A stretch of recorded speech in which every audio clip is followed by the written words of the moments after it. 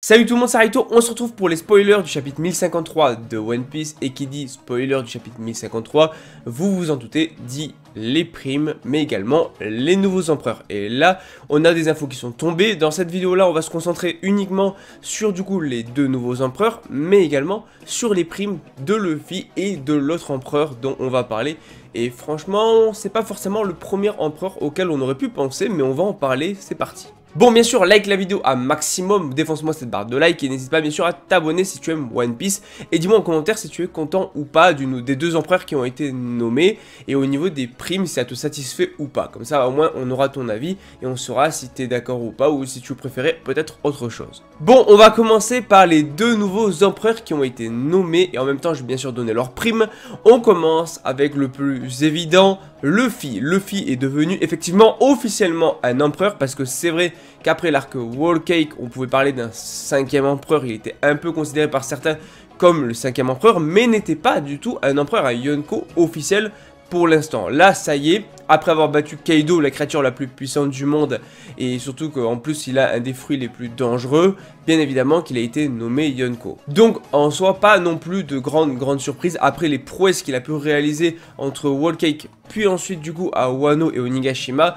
Je pense que forcément, en plus Morgan qui toujours accentue tout au maximum, tout ce qui concerne Luffy encore plus.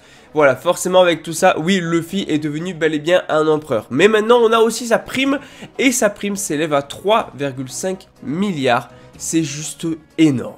Bon, pour vous donner un ordre d'idée, donc on a pour du coup Barbe Noire une prime de 2 milliards 247 millions 600 000, soit Luffy a une prime supérieure à Barbe Noire, déjà c'est énorme. Ensuite du coup, donc qui est un petit peu au-dessus de Luffy qui a 3,5 milliards, on a Shanks avec 4 milliards 48 millions 900 000, donc qui est quand même au-dessus, voilà. Ensuite encore au-dessus on a Big Mom avec 4 milliards 388 millions de berry, donc là on a des primes mais colossales et bien plus que celle de Luffy. Ensuite, la prime de Kaido s'élevait à 4 milliards 611 millions 100 000, sachant que Luffy a vaincu Kaido, donc c'est juste énorme. Après, t'avais des primes totalement colossales, les deux plus grosses primes de la piraterie, avec du coup Barbe Blanche qui avait 5 milliards et 46 millions de berries, ce qui est juste...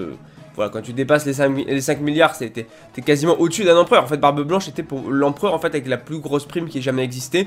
Et bien sûr, tu as le roi des pirates qui lui était à 5 milliards 564 millions 800 000 berries. C'est juste une des primes de malade, c'est juste énorme. Mais Luffy a une prime maintenant de 3,5 milliards. Il est au-dessus de Barbe Noire. Même si Barbe Noire, je pense que bientôt il va frapper un gros coup et sa prime va repasser au-dessus de Luffy. Mais pour l'instant, Luffy est au-dessus de Barbe Noire, mais en dessous de Shanks. Après... faut se dire que Luffy a quand même battu Kaido qui avait la plus grosse prime des 4 empereurs. Enfin, si on enlève Barbe Blanche qui était mort, mais des 4 empereurs encore en vie, c'est celui qui avait la plus grosse prime Kaido.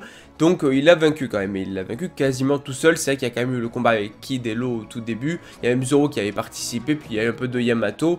Plus Luffy avait son fruit et tout. Mais c'est vrai que Luffy l'a quasiment battu tout seul en vrai, même s'il a reçu un peu d'aide.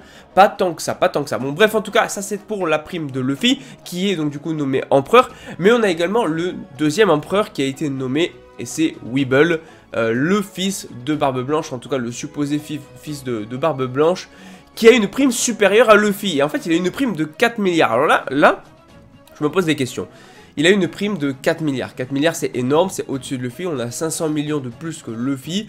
Alors que Luffy, pourtant, a vaincu Kaido, qui avait la plus grosse prime des empereurs encore en vie. Et qui a battu la plus grosse créature du monde, la plus puissante créature du monde. Alors, pourquoi est-ce que Weeble a plus? Maintenant, c'est ça qui est intéressant, c'est qu'est-ce qu'a fait Weeble pendant qu'il y avait l'attaque à Wano. Il a forcément fait quelque chose, que ce soit à Impel Down, à Marie-Joise ou je ne sais où, il a forcément fait quelque chose. Il peut pas avoir une prime de 4 milliards supérieure à Luffy qui a vaincu Kaido, si depuis la dernière fois qu'on l'a vu, il n'a absolument rien fait.